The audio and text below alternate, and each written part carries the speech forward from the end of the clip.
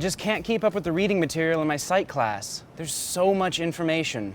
Compared to high school, the step up in the reading load is probably one of the biggest adjustments that you'll have to face. Too often students are set on autopilot. They're probably thinking that they need to read everything and read it exactly the same way, much as they had done in high school. In reality, you probably won't be expected to read everything that's assigned, but you are going to need to know how to choose wisely. The reading list for my government classes includes the Federalist Papers, the Constitution, and John Adams's letters. What am I supposed to do with all of that? This is really about more than reading. It's about managing information strategically. And that's a lifelong skill that all of us are going to have to face in the 21st century. So it's really important to keep a couple of principles in mind. First of all, be selective. Ask yourself, why is the professor assigning this reading material? What am I really supposed to get out of it? That's going to help you gauge how much of the material you should be reading and at what level of detail. Next, be sure you have a purpose when you start reading.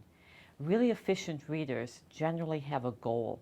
They even set time limits when they read. So for example, something like, I'm going to try and cover 20 pages in 30 minutes. Occasionally I assign text to provide an alternate perspective or some historical context. For example, if we're reading a book on the Civil War, I might assign a text by a foreign observer. But I wouldn't hold students accountable for the same level of detail as I would with something like our primary text for the course. There really is an underlying parallel here with the research skills that most students have developed for using the internet. Online, students are very shrewd about how to refine their purpose, sharpen their search terms, and zero in on material with a great deal of accuracy. They can carry that same sense of focus and mission over into their academic reading. I'm drowning in detail. Am I really going to be tested on all this? Feeling lost in detail is a common experience for many students, particularly if they've just left a high school environment where they were tested on their recall of detail. It's really important to keep the big picture in mind. I want my students to glean larger concepts, questions, issues, and concerns rather than focus on specific details or facts. When you begin to see how the assignment fits into the larger purposes of the course, you can begin to start reading for significance rather than detail. And that's the point at which you should start paying attention to the preface, the introduction, or the abstract.